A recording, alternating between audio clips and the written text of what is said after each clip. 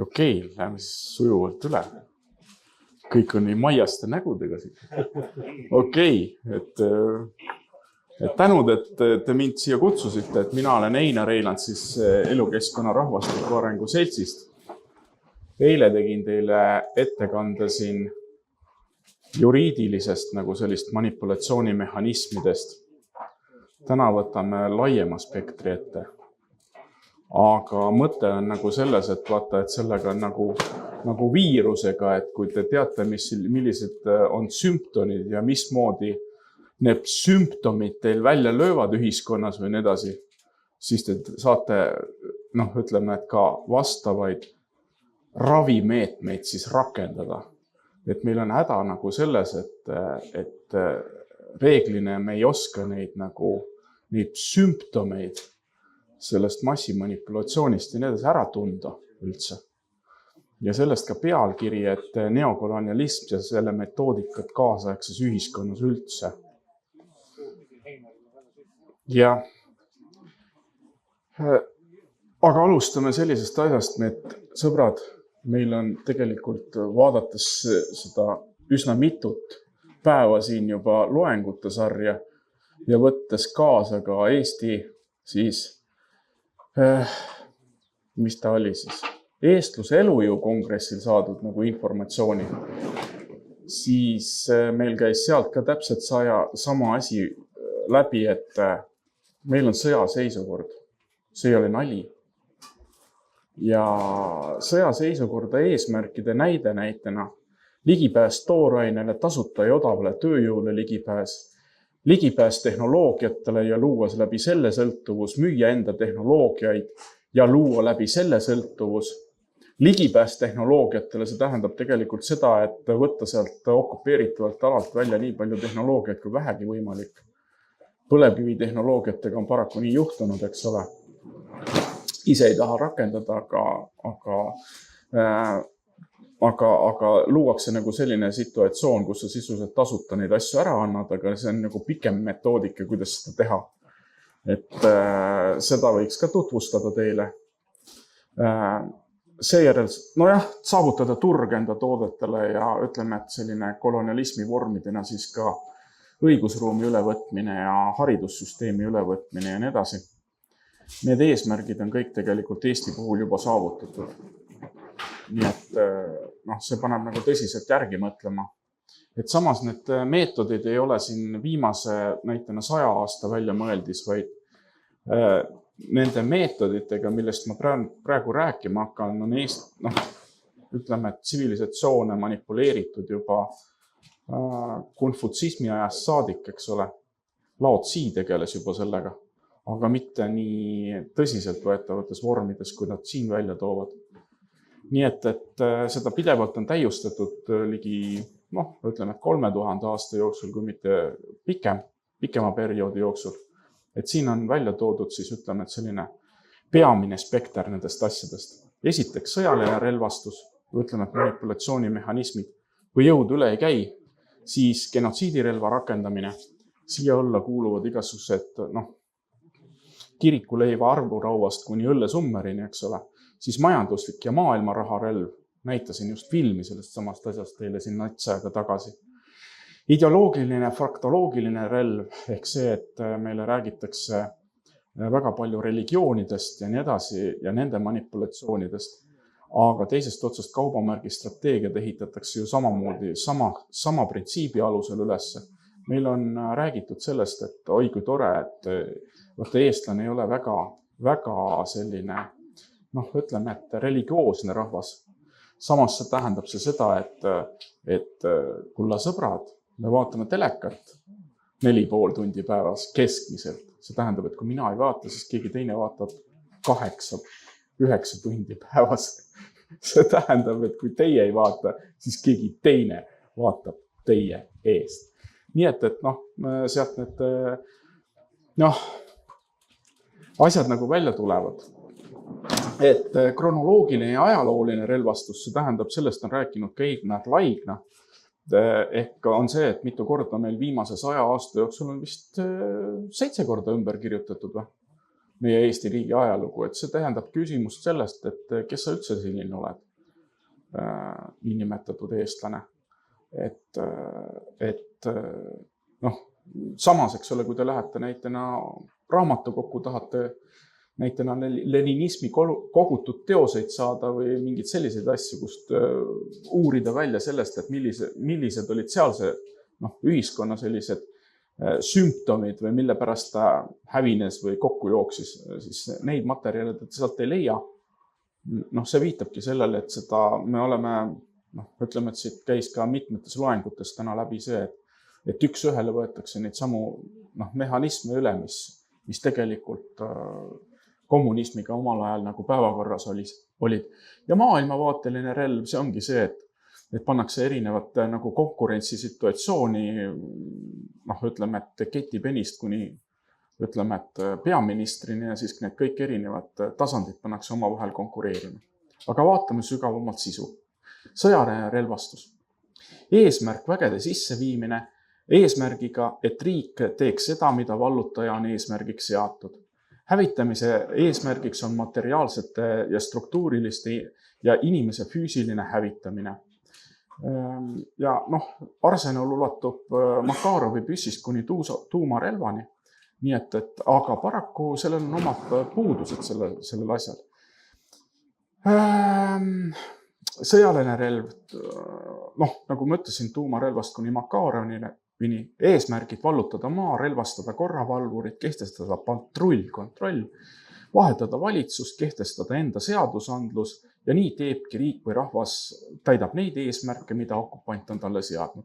Paraku need eesmärgid on võimalik saavutada ka teiste vahenditega ja kohe hakkamegi neid vaatama. Aga sellisel sõjalisel relvastusel on rida probleeme. Taastatud tuleb ka populatsioon ja selle populatsiooni elutingimused ja vara hävitatakse, see on halb ju, eks ole. Sõjapidamine on kallis, süsteem vajab pidevalt järelevalvet, kui järelevalve on nõrk, siis orjad tööd ei tee. Jälle paha. Aja mööduses algab partisani sõda. Stabiilsuse püsivuse saavutamine on seega äärmiselt keeruline ütleme, et relvastuse rakendamisel. Võrreldes sõjalise relvastusega on genotsiidirelva näitena rakendamine selliste probleemide puhul näitena puuduvad, kui me näitena genotsiidirelva rakendame selles kontekstis. Nii et see jällegi seesama asi, et need samad eesmärgid on võimalik saavutada hoopis teiste vahenditega ja seda pidevalt tehakse. Nii, võtame genotsiidirelva ette. Kõigile teada narkomaania, alkoholismi levik, suitsetamine Eestis väga hästi tagatud. Uued näitele relvastuse vahendid, toidulisandid, säilitusained, puhastusvahendid, ravimid, hambapasta, vaktsiiniterrorism, eks ole, need on kõigile teada. Ma arvan, et kui siin kollektiivmälu pealt seda veel taastada, seda tuleks veel teist sama palju siia juurde, ma arvan, kogu seda spektrit. Nii, arsenal kirikuleiva armulauast kuni õllesummerini sisuliselt. Kõiki finantseeritakse finantsi poolt, finantssüsteemi poolt, eesmärk, sündivuse piiramine, geneetilise baasi hävitamine, teovõimetuse tagamine. Mis veelgi olulisem, need on püsivad. Need muutuvad kultuuriruumis püsivaks. Kõik tahavad sellega tegeleda ka. Nelli Kaalikova on teinud, ma ei tea, 20 aastat, mis siin narkomaania ennetust ja nii edasi. Aga kui sa vaatad neid stsenaariumeid, eks ole, narkomaania, alkoholismi levikul, eks ole, siis need pidevalt püsivad, aina suuremaks lähevad. Pidasin nõu ka Kaitseliidu peastaabi arstidega, eks ole. Sõna otseses mõttes, eks ole, on selline situatsioon, et 25% poistest on ainult sõjaväekõlbulikud. Tüdrukutel on sellised asjad, et selle genotsiidirelva rakendamisest just selles kontekstis ilmselt ja ka igasugused raadiolained ja nii edasi siia peale veel, eks ole. Et on selline, et sünnitusjärgsete tüsistuste arv on meeletu, eks ole, igasugused nakkushaigused, värgid siia samma taha veel, geneetilised hädad, nii edasi, nii edasi. Nii et häda on selles, et see on, ütleme, et salvestumas siis meie geenimällu. Kuidas sellest välja saada? See ongi selle tänase, ütleme, et koos viibimise siis ja selle järelkajade nagu problemaatistik, et kuidas sellest siis välja saada. Et saavutada paremaid tulemusi tuleb alustada juba varases nooruses. Hävitatakse geneetilise rahvatüve ühiskonnas, mis peamine inimese hävitab ja maksab kinni inimene ise, teeb seda rõõmuga, lilledega ja suurte ürituste raames, kus ta peab nagu sisuliselt igapäevaselt osa võtma.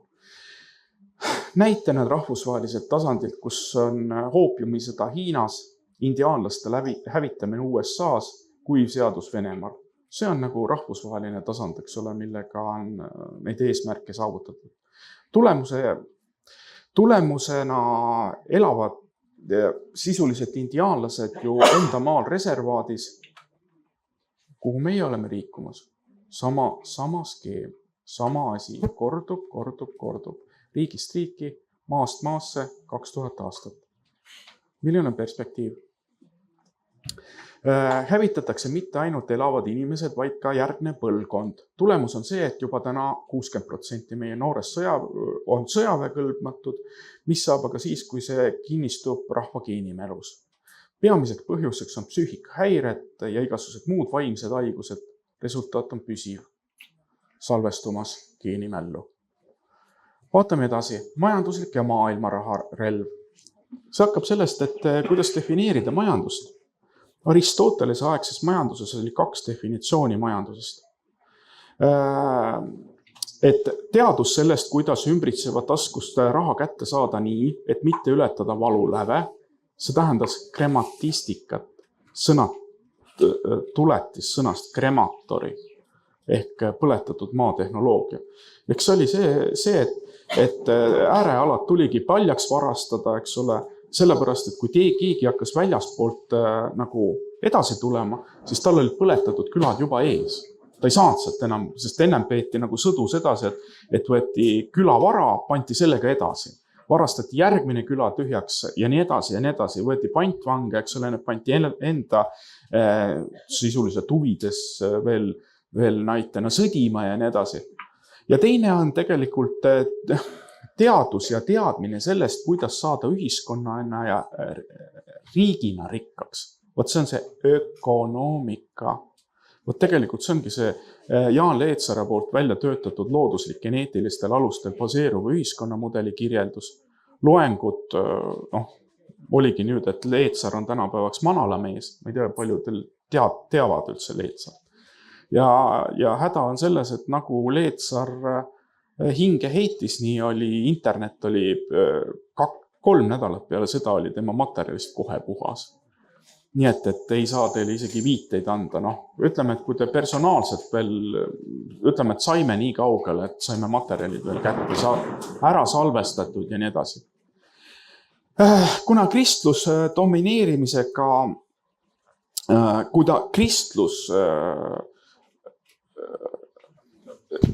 kristluse domineerimisega kahte jumalat, et kuna kristlusega ei saanud 2 jumalat teenida, siis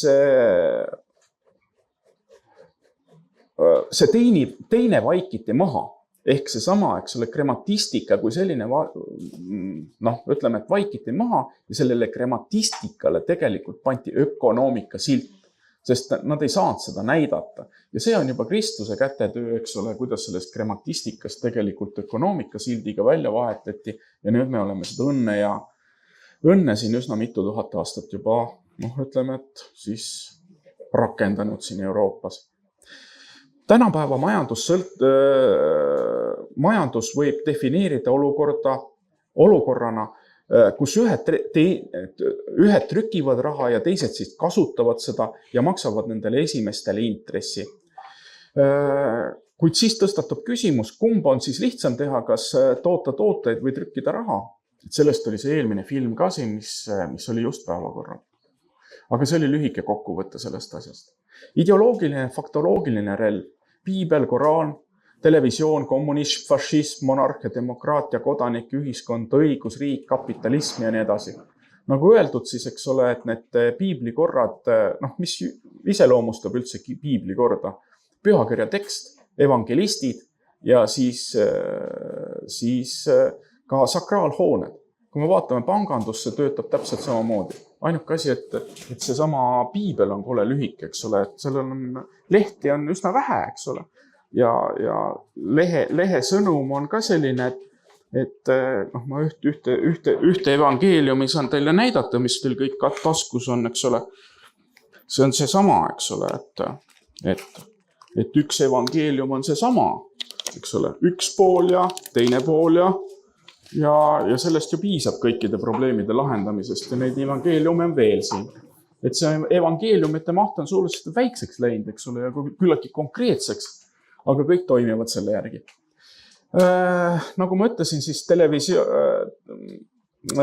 nagu meil öeldakse, et eestlane ei ole väga siis, ütleme, et religioosne rahvas, samas tarbib suhteliselt palju meediat.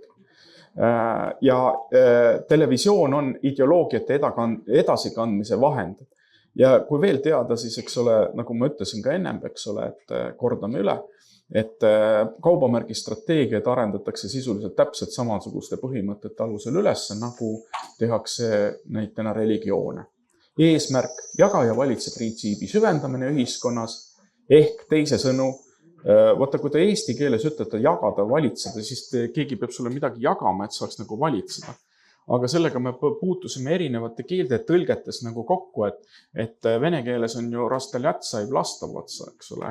Kui on teatav rasteljatsa, eks ole, et sisesta teatavasse süsteemi mitmeti arusaadav informatsioon, see lööb süsteemi kaheks, eks ole, siis me pannakse omavahel nagu konkureerivasse situatsiooni, teineteist välistavasse situatsiooni ja selle kaudu siis, ehk see on see sama, eralda teineteist. Ehk eralda teineteist. Ja see ongi see, siis me jooksemegi kinni sinna marksistlikuse dialektikasse, mis ei ole võimeline enam metalektilist tasandit ühiskonnas enam teadvustama.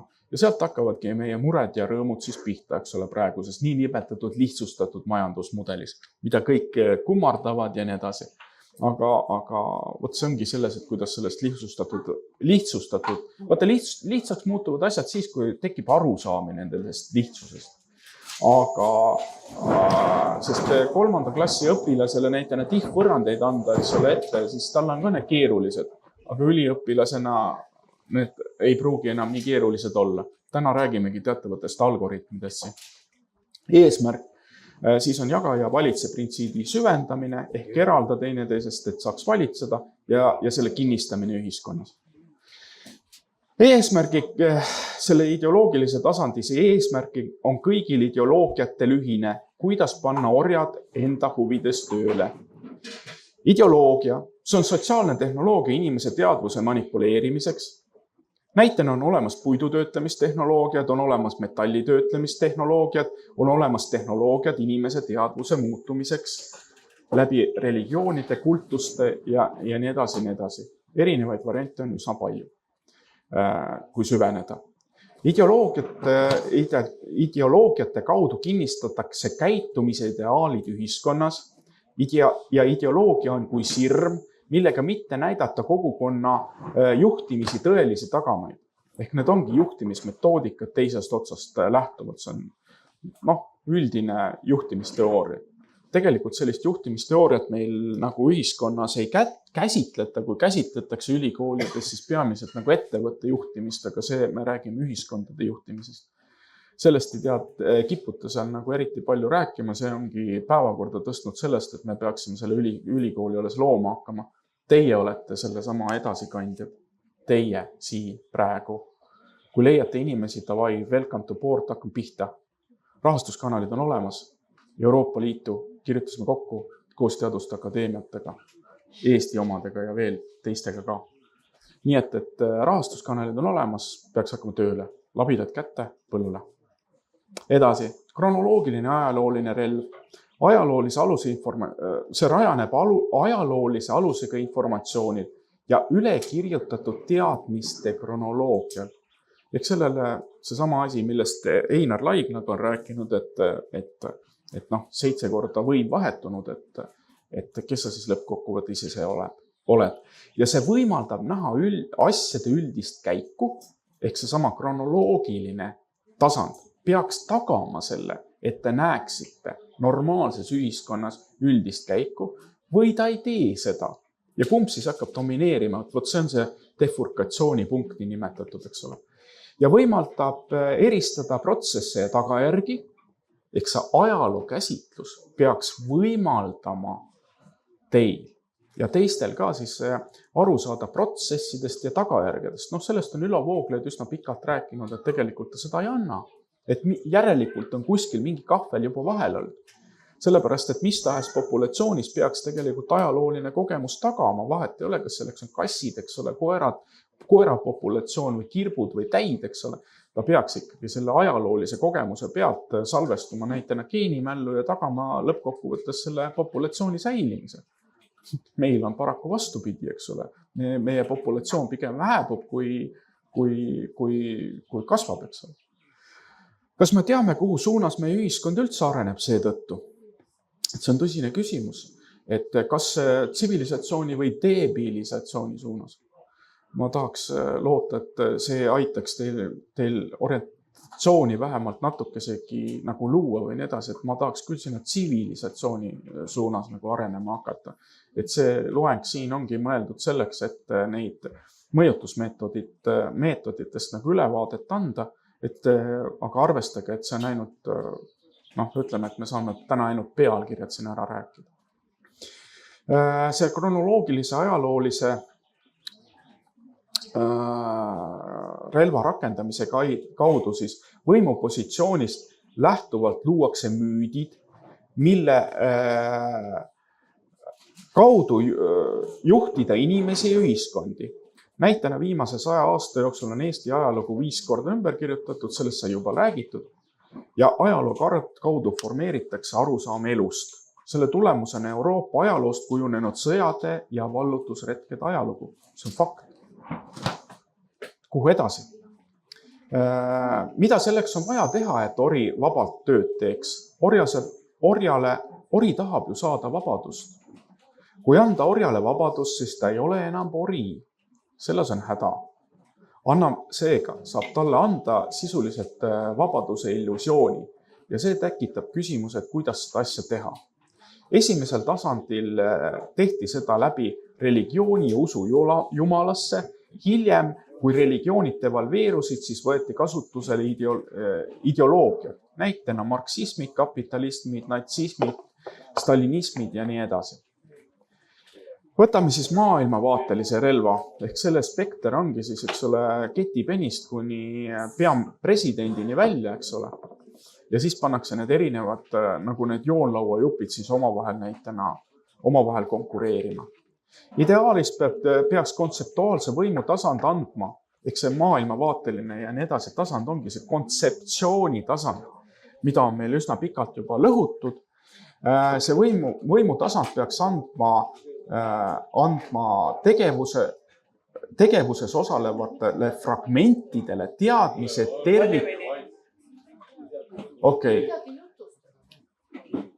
et fragmentide, ma võtan selle lause uuesti, siin tuli nagu nii palju asju sisse.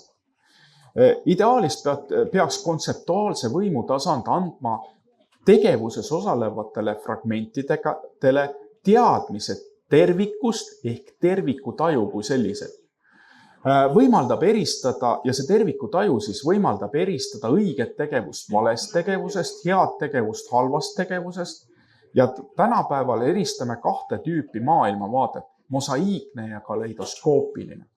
Seda kaleidoskoopilist asja isegi, vaadake, see kaleidoskoopiline on selline asi, et teie näitena passipilti võib teile näidata ka väga mitmel erineval kujul.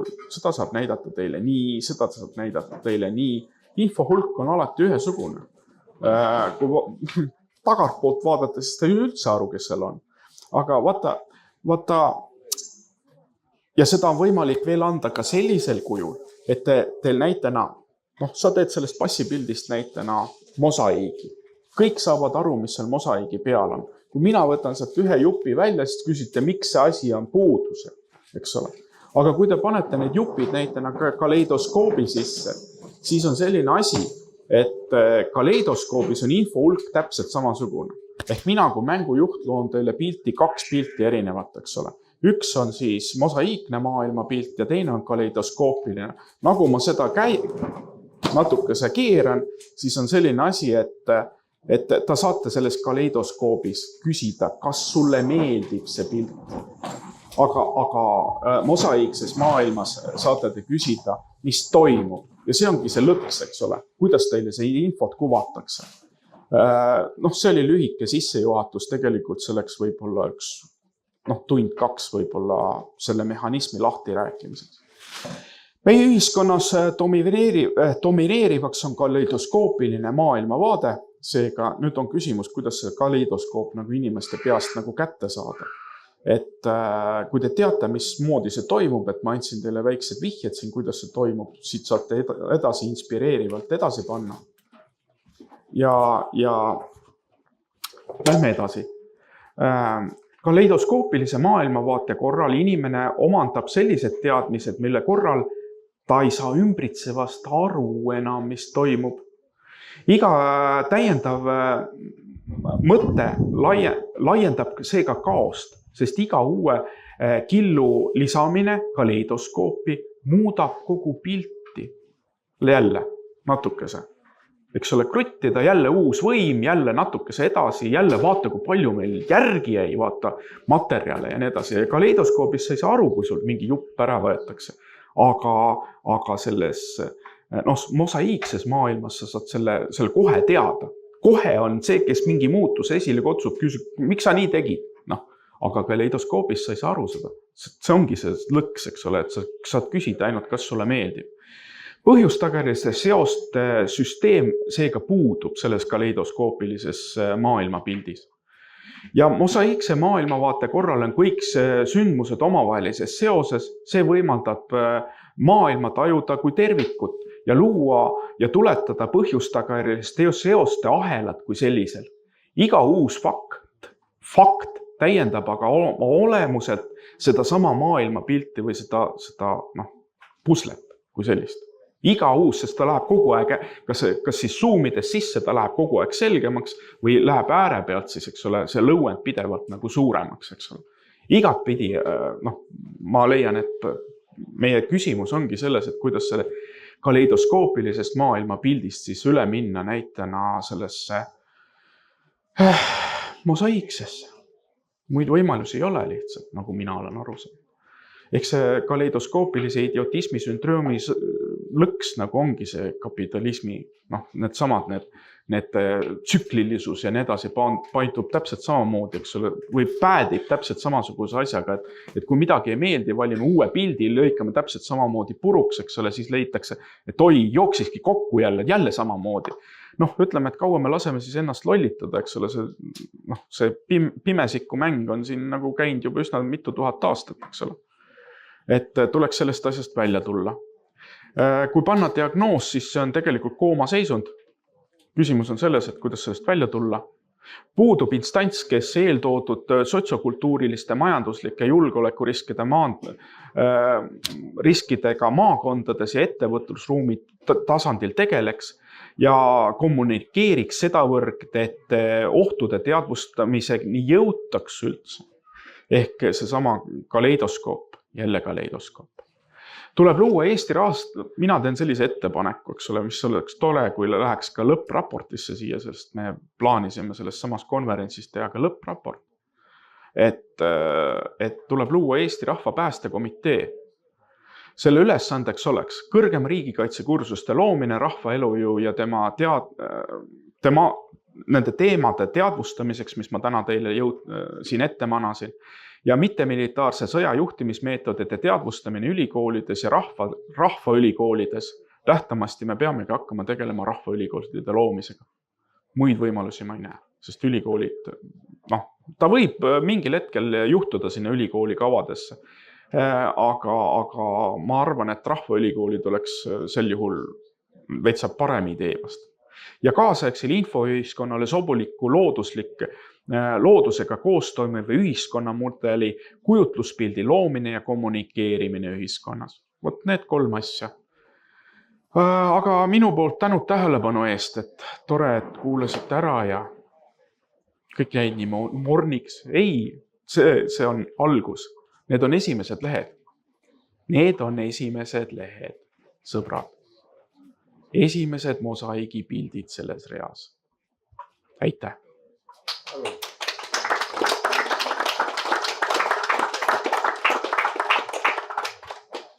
Palun, küsimused. Jah, kas sul küsimusi on? Kas teil küsimusi on? Me võime alustada seekord teisipidi, et kas sul on rahvale küsimusi? Et milline võiks olla tegelikult teie roll? Vaata, see ongi see, et milline võiks olla teie roll nüüd selle meeskonna moodustamisel, sest meil käib tegelikult selle peale jooks, et kuidas saada see legu kokku.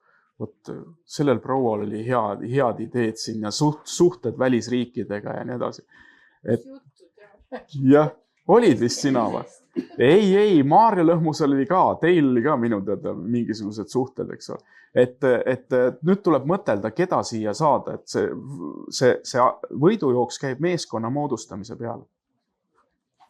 Milline võiks olla kellegi roll selle asja teostamisel ja nii edasi? Üksi me seda teha ei saa. Mul tekkis praegu viimane asi, mis ma kirja panin, oli see, et aga kui palju haridust või mitu klassi haridust peab üldse inimesel olema. Ehk siis, kui meie mingid vanaisad ja vanaisad said hakkama 3-4 klassiga, 6-7-ga ja see rahvaülikool, see sõna jäi mul nagu kummitama, et ülikool, et see on nagu mingi kellegi millegi ülene. Kui palju haridust peab siis olema selleks, et normaalselt mõelda tegelikult? No, omal ajal, selles suhtes on sul õigus, et omal ajal 6 klassi külakoolid või 3 klassi käinud külakooli tüüp, eks ole, suutis endale valmis ehitada maja, eks ole, pidada üleval, eks ole, loomakarja, eks ole, saate üles kasvatada 12 last, eks ole, meil on praegu jõutud nagu sinnamaale, et on üliharitud ühiskond, eks ole, aga need ei suuda, eks ole, seda populatsioonigi taastada. Samas, eks ole, ju tegelikult tehnoloogiline võimekus on viimase 100 aasta jooksul kasvanud 100 kordi, nii et see paneb tõsiselt mõtlema selle asja üle, et mis süsteemis või nii edasi me elame. Aga kindlasti see ei tähenda seda, et nüüd ei peaks nagu üldse nagu midagi õppima või nii edasi. Inimene õpib kogu elu, eks ole. Peabki õppima. Ja me peame teineteist täiendama hakkama, sellepärast me olemegi siin, eks ole, koos Maarjaga ja teiste inimestega siin, et luua see sild, eks ole, selle teadmiste ja reaalse inimeste vahel ja nii edasi, mis teil puudu võiks olla ja teinekord on selline asi, et ei tea tahtagi. Ma arvan, et see esitus oli ka selline, et ei tea tahtagi.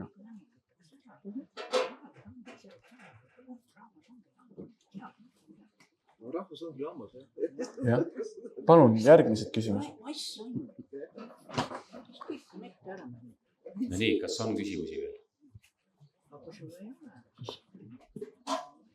Et sa mainisid selle alguses, et manipulatsioon hakkas juba 2000 aastat tagasi Laotsiist, et ma seda Laotsit olen uurinud ammu juba. Aga ma ei oska nagu mingit seost leida. Ma ei tea, kas see kõiki üldse hoidib seda. See on väga pikk teema. Ja ütleme, et mina olen sinnamaale välja jõudnud ja just lõpetasime ühe sellise, ütleme, et raamatu kirjutamise ka selle sama teemal. Me jõudsime sinnamaale välja. Aga seal oli terve spekter nendest asjadest. Mida nad siis juba mittemilitaarse sõja spektris nagu välja tõid ja nii edasi. Muidugi meil siin, kus need olid need? Kirjutasime just uue raamatu ka kokku, kus see sai. Need osad materjalid on siin ka olemas nendest asjadest. See on terve raamatukogu. See on terve ülikooli raamatukogu on siin sisuliselt see pulkade peal. Et osa asju on olemas. Kui Laotsist rääkida, siis oli minu keskkooli lemmikkirjandus, kui õpetaja ees rääkis mingit seda punast ainet, mis iganes selle nimi oli, mina mõtlesin Laotsi, linnad räägid tõlku. Seal ei olnud küll sellest juttu, kuidas koloniseerida teisi rahvaid ja riike, aga seal veretu sõja teema oli seal sees. jah, võib juhtuda, et oli, aga seal on see nii-öelda mõtteharjutuse ja maailma tajumise võtmes rohkem ma pakun, aga ega ma ei julge vaielda, sest mina lugesin ainult seda ühte brošüürikest, mida meil tõlkis niisugused haikud, et ühe haiku ära lugesid, et 2 nädalat mõelda ja võrrelda päris eluga, kuidas asi on ja siis lugesid järgmise 4 rida ja siis jälle nädal aega 2 mõelda. Ja õppisid päris elu lugema. Alati pea raamatuid lugema, võid päris elu lugeda ka, et saad ka, kui selle väikse juhendi 4-realise. Nii et kes tahab tõsisemat tükki sellest asjast saada, siin on sellest samast materjalist on vähe tõsisem tükk ka, siin on esimene ja teine osa veel sellest samast loengus, see on mingi 6 tundi. Sissejuhatus, sellel oli ka mingi 6 tundi. Nii et 12 tundi loengut rahulikult, aga siin on neid veel rohkem. Nii et kes tahab, siis materjal on olemas, welcome to board, hakkan pihta. Mis viimane leiutis oli või mille me kätte saime, oli tegelikult selline materjal nagu bioloogiline raadioside ja see on siis Ukraina Teaduste Akadeemia poolt välja antud materjalid, tõlkisime eesti keelde ka. See on raamat, mille te saate filtrina kasutada, AI-s ja nii edasi. See on eesti keelde tõlgitud. Ja bioloogiline raadioside, kus nad jõudsid, siis oli nagu nii kaugele juba, ütleme, et sellis juhtimise teooriates või värkides, et see on 60. aastate KGB õppematerjal siin, eks ole. Selle sisu on näitena see, et nad õppisid, ütleme, et see oli aeg, kus tulid mikroskoobid peale. See tähendab seda, et nad õppisid rakkusiseselt uurima inimese ja igasuguste muide rakkude näitena elutegevust ja nii edasi. Ja siis bioloogiline raadioside, siis teine osapool oli see, et samal ajal jõuti mikrokiipideni esimesteni ja kuidas need mikrokiipi tööstus hakkas 60-ndatel arendama ja nii edasi. Ja seal on väga hästi välja toodud näitena rakubioloogia elektriskeem kõrval. Rakubioloogia näitena neerud, kuidas funktsioneerivad elektriskeem kõrval, eks ole. Täiesti reaalne nagu raamat olemas. Kes tahab, eks ole, siin on see sama pilt ka peal. Aga see on selline materjal, et kord on internetis olemas, see on jälle puhas. Kord on, keegi paneb jälle üles selles suhtes, et venelased teevad väga head tööd sellega. Kui nagu ära koristatakse, pannakse jälle uuesti kuskile, jälle uuesti. Aga tegelikult tuleks materjal tegelikult eesti keeles sisse lugeda, et ma annan siit vaatamiseks teistel. Paluks järgmised küsimused. Mida sa meeskonna komplekteerimisel silmas pead ja minule tundub hea mõte, et teha nii-öelda rahvaülikooli formaadis, kuidas öelda siis, riigi, kuidas öelda, ametnike või niisuguste, kus riigil on vaja teatud funktsioone täita, seal on vaja teatud oskustega inimesi, et kui need inimesed õpetada välja paremini nägema manipulatsioonimehhanisme, et siis see on 2 varianti. Anna sealt ikka edasi sinna tahapoole ka. Kas nad tahavad seda paremini meie peal rakendada või vastupidi püüavad seda vältida, et seal on veel omaette küsimus, kus see asi reaalselt minema hakkab. Ma arvan ise seda, et vaata teadvus nagu ühendab inimest maailmaga, eks ole. Nii et ma olen siiski heatahtlikult meelestatud selles teemas, et kui meie teame neid asju, siis mismoodi te saate appi tulla, näitena meil võib materjal olemas olla, aga me ei tunne ju teie regiooni inimesi näitena, meie ei tunne siin näitena Saaremaa inimesi, sellepärast, et ma olen ise Läänemaalt, eks ole, sina olid ise Tartumaalt, eks ole, et kui teil on seal sellised kogukonnad, kellega saaks samasuguseid näitena loenguid teha, siis miks mitte teha seda.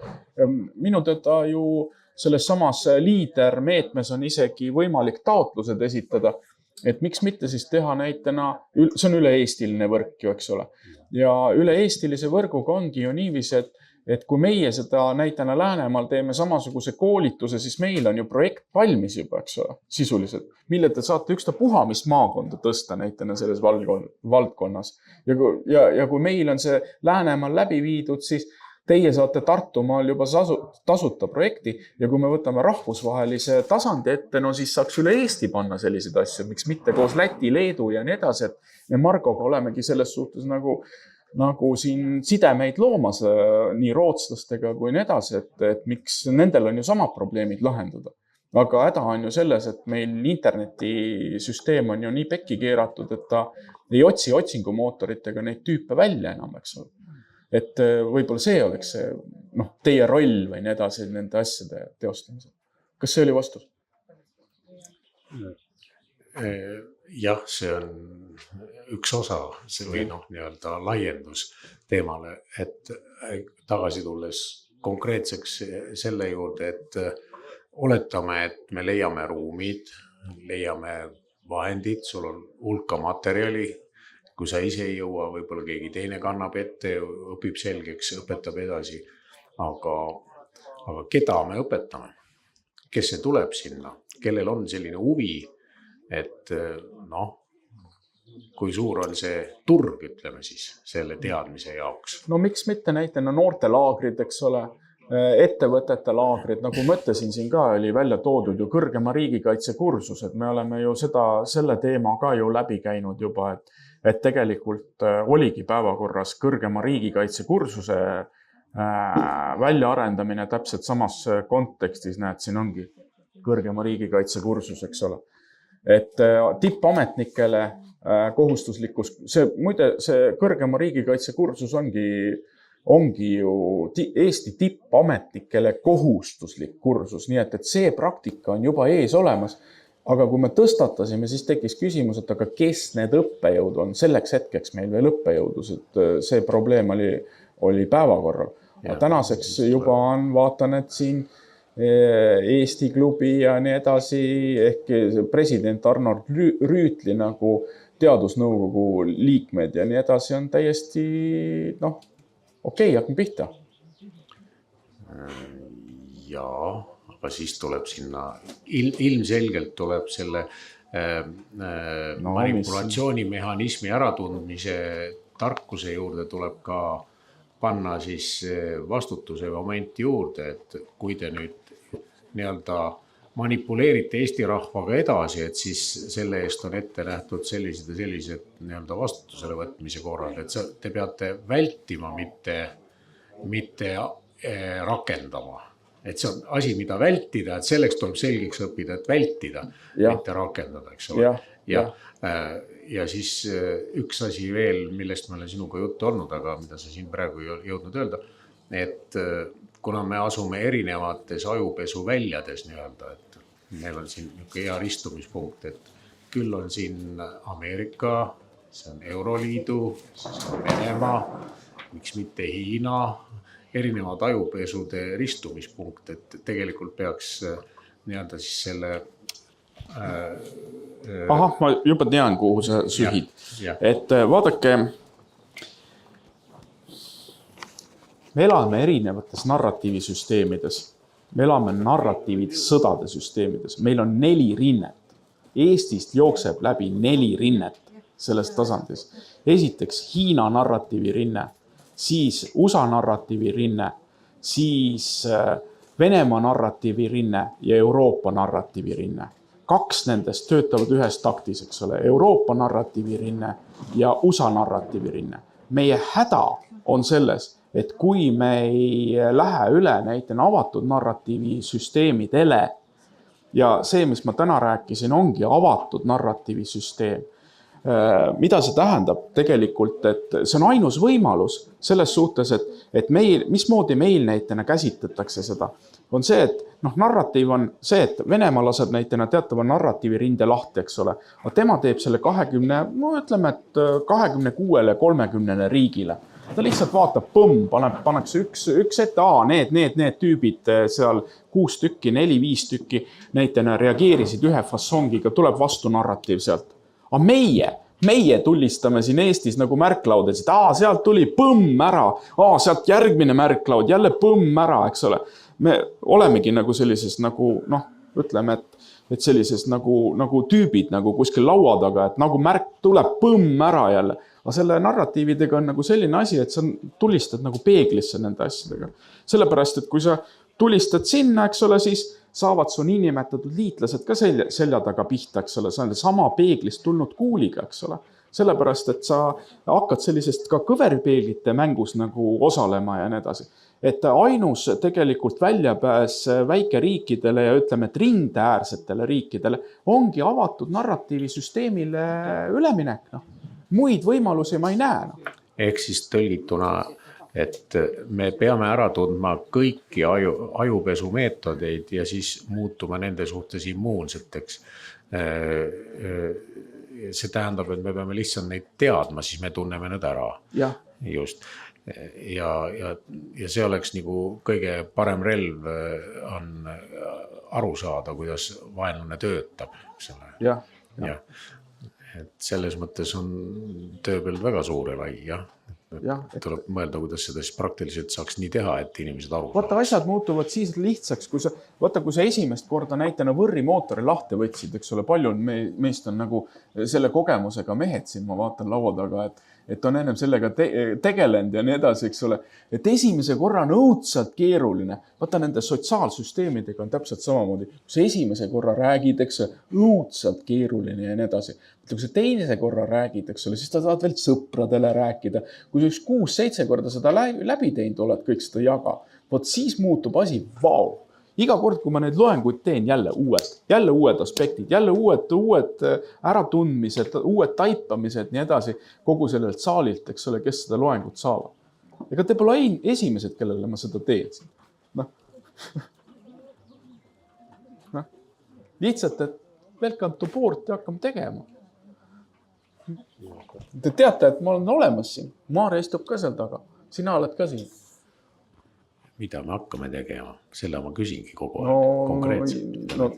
No seda sama, eks ole, et neid projektijuppisid ma ju rääkisin, eks ole, 5 minutit tagasi, eks ole, rääkisin siin nendest asjadest. Siis ma esitasin küsimuse, et okei, et teeme rahvaülikoolid, kes on huvitatud sinna tulema. See kõrgemate bürokraatide koolitus, jah, et nad peavad seal läbima, kui me sinna poogime sellele, mis oli siis see kõrgema riigikaitse kursus, jah, et sinna saab siis see pookida. Ma saan aru, et need, kes seda korraldavad, olid huvitatud.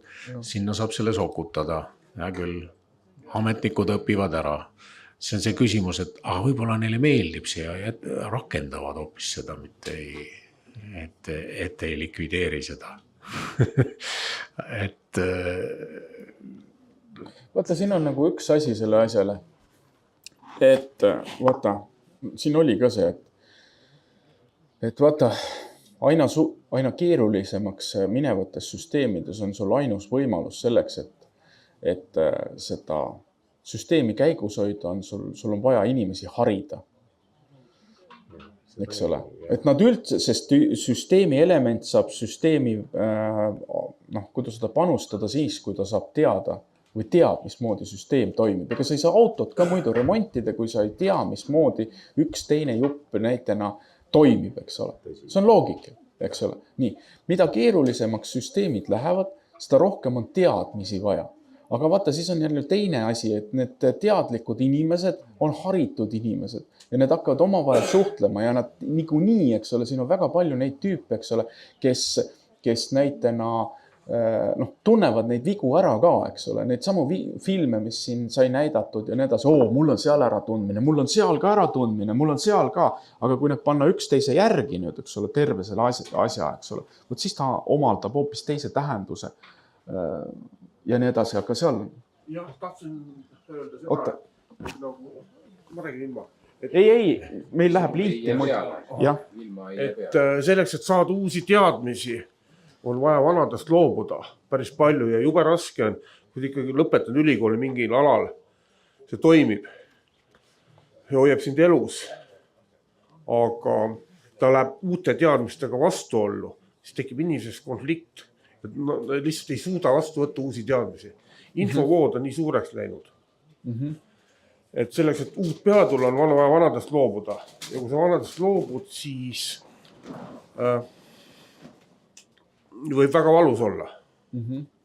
Et tasa ja targu, et tuleb uus info vastu võtta. Tead, see on tegelikult maatriksi küsimus ka, eks ole, et kas sul on selline alusmaatriks olemas, eks ole, et sa lolliks ei läheks nende asjadega või on sul sellised teadmised, selleks kaleidoskoobis lähed sa kindlasti lolliks, seal ei ole kahtlust. Et see ongi see lugu sellest üleminekust, sellest kaleidoskoobist pigem sinna puslemaailma, eks ole. Ehk siis mida haritum on inimesele keerulisem on. Ja selles suhtes on neid juppe on rohkem, eks ole, motoorika või ütleme, et jupid, millest ta sotsiokultuuris pilti kokku panna on keerulisem. Kas mina võin ka sellele mulle väga meeldis see viimane küsimus, et mina tahaks ka sellel teemal rääkida, sest see on põhiküsimus. Et mis siis juhtub, kui tulevad uued teadmised? Et tegelikult puhtalt selle kultuuri väljapoolest on hoopis olukord vist nii, on siin aastakümneid ja siin paradigmasid vaadatud, on, et vastuolu ei teki. Tegelikult isegi maatriks ei teki, vaid kogu see küsimus on sünteesis. Et kui õnnestub selle teadmiste peale uue selle teadmisega ehitada kõige vähemate, kõige madalamal tasandil metatasand, mis sünteesib selle vana poole ja uue poole. See on kogu semiootilise süsteemi põhialus, et kuidas sünteesida, panna kokku uut ja vana. Ja semiootiline nelinurk joonistatakse niimoodi, et vasakul pool, iga aja, iga hetke, iga probleemiga me saame esitada seda, et vasakul pool on see, mis meil on olemas ja paremal pool on midagi uut.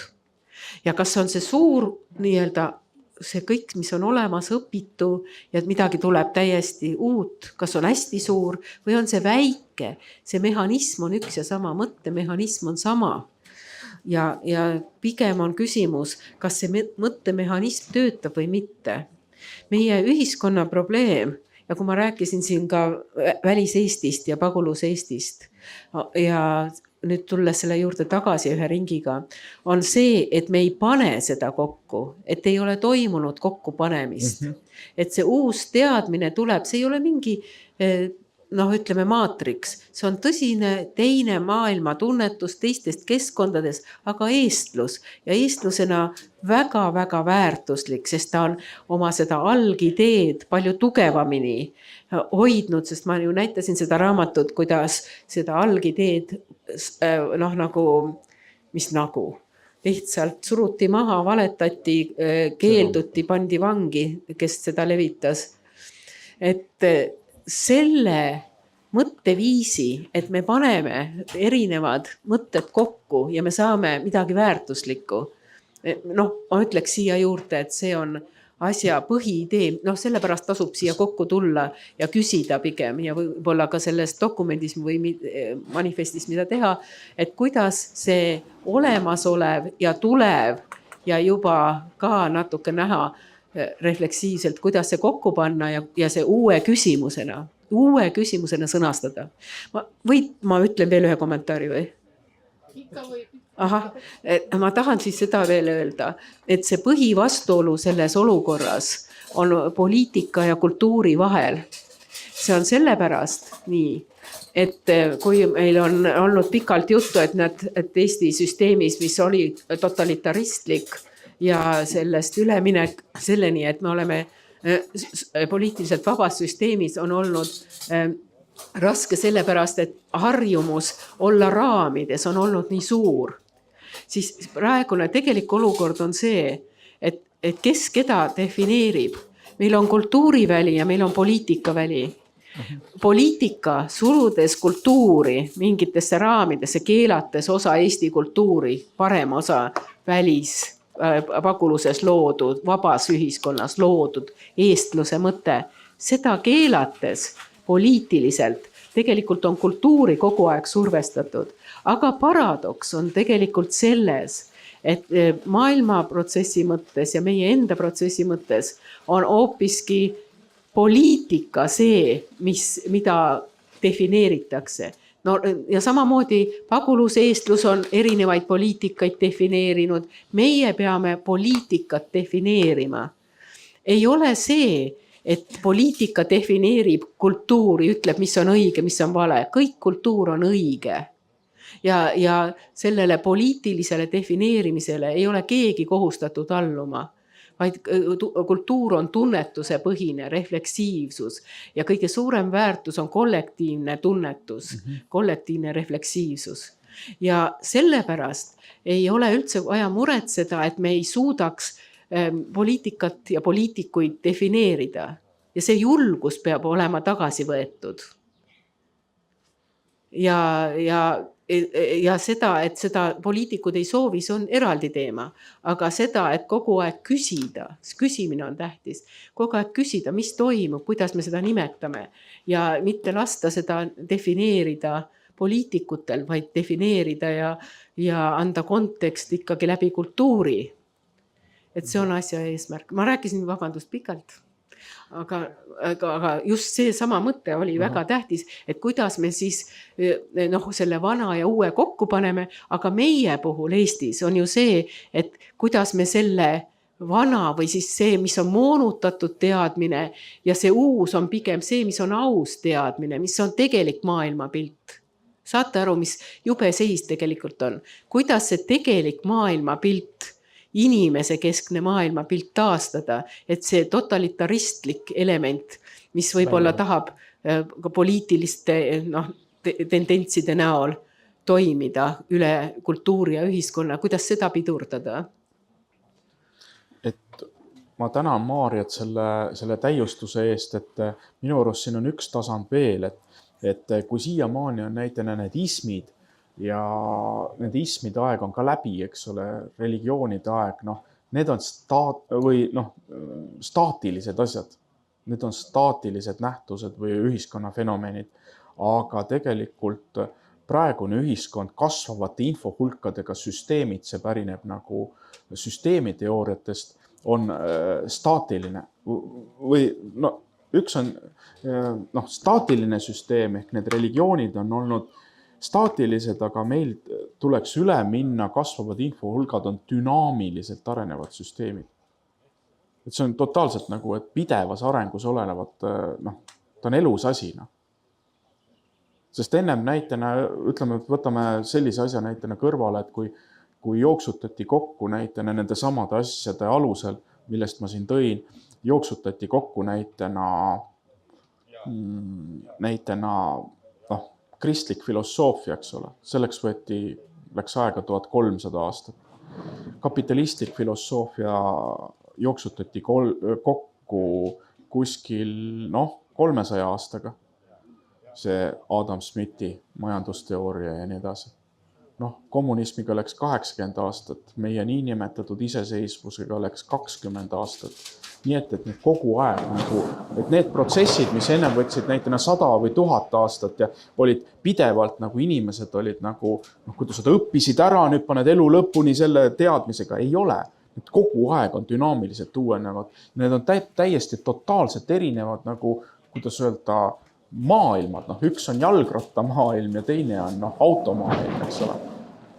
Et võidavad peamiselt need ühiskonna tasandid, kes selle ära taipavad, eks ole, ja kui meil see taipamine siin toimub, eks ole, nendel ühiskondadel on tegelikult selles, ütleme, et selles vastupanuvõime ja ellujäämise võime selles süsteemis palju parem. See on meie valiku koht.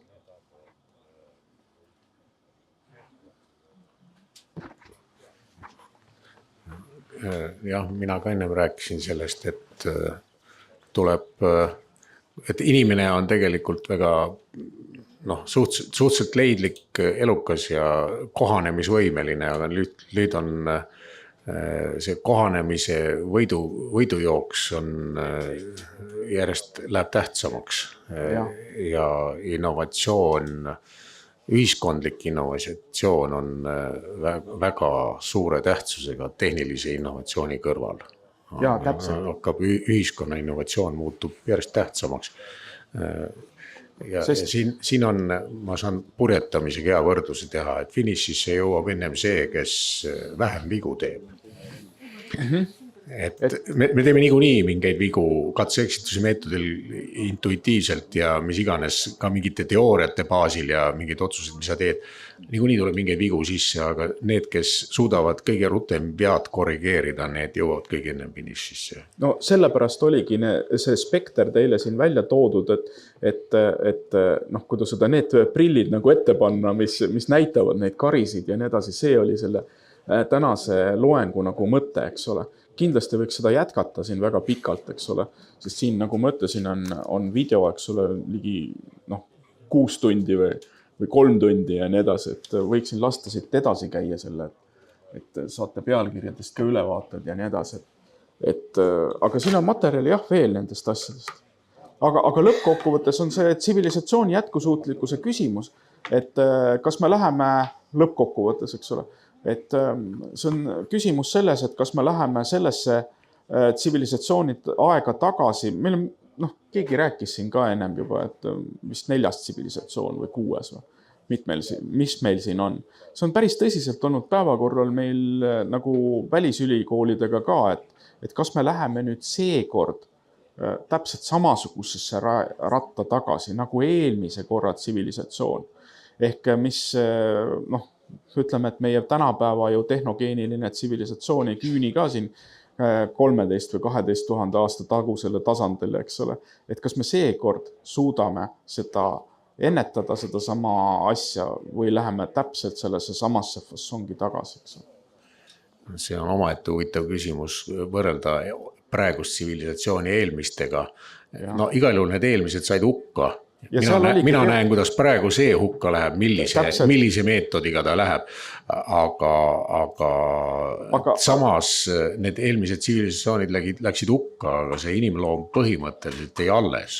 Ta lihtsalt taandarenes kuhugi, kus ta hakkas otsast tulema jälle. Aga seal oligi see sama konflikt, eks ole, selle sama tehnogeense tsivilisatsiooni peal, et lõppkokkuvõttes meil on tänapäeval juba võimalik, eks ole, sisuliselt köögilaua peal panna tehnoloogilise võimekuse kaudu kokku panna nagu massihävitusrelv, eks ole. Ja nüüd on küsimus, eks ole, kas meil jätkub seda, kas see moraalne tasand tuleb niivõrd palju järgi, et me selle nüüd ise seda köögilaua peal juhuslikult seda massihävitusrelva nagu kokku ei pane ja siis on küsimus selles nupus, eks ole, kas nüüd ütleme, et kui peamine küsimus on nagu selles, et see pärdikranaadiga efekt, eks ole, kui see, et miks me täna siin oleme, ongi sellest, et selle pärdikranaadiga efektist nagu lahti saada.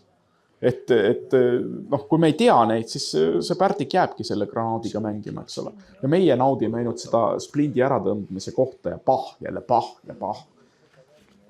Ma tahtsin mainida nii palju, et me ei saa nagu peata kanad ka jooksma hakata. Ja. Et kui ei ole niisuguseid moraalseid eetilisi väärtusi, mida me ju tegelikult väga vähe rõhutame, siis tulebki uuesti. Tulebki pärdiku, granaadiga pärdik. Jah, täpselt. Jah, oota, seal on härrast. Jah, et me peame ikkagi mingisuguse eetikast ja moraalist lähtuva lähtepunkti endale võtma, kus me hakkame pihtagi.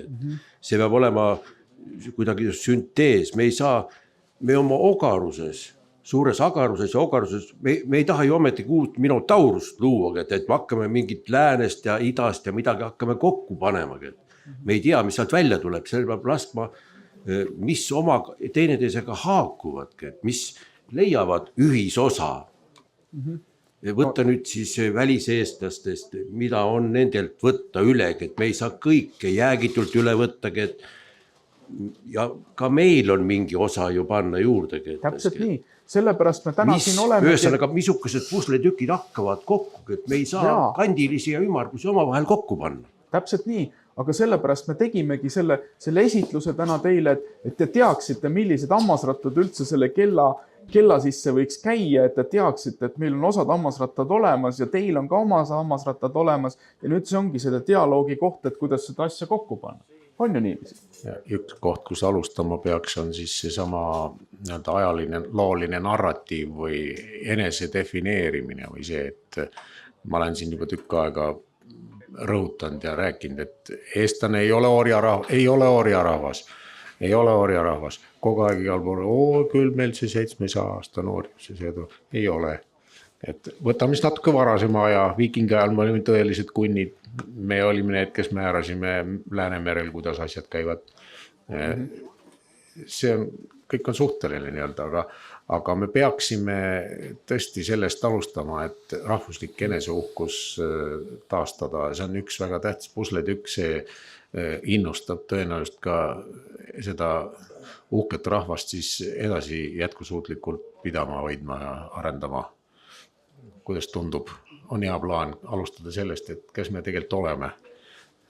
Praegu, me siin kaardistame ära kõiki neid jamasid, mis meil ühiskonnas siin toimub ja on ja leiame, et need on globaalse süsteemi killud, mis siia jõuavad. Aga me peame kõigepealt oma rahva nii-öelda iseteadvuse, mõttemalli muutuse või nii-öelda siis sellega hakkama saama, selle nii-öelda narratiivi muutuse või mõttemaailma või mõtteviisi muutuse, et meist, et kui me ise ei tee, siis ei tee mitte keegi. Ega koolipapa ei saa sind kulbiga pähevalades targaks teha, et sa pead ise õppima. Tervist arst sinule kulbiga sisse ei vala, et sa pead ise oma ihu hoidma terve.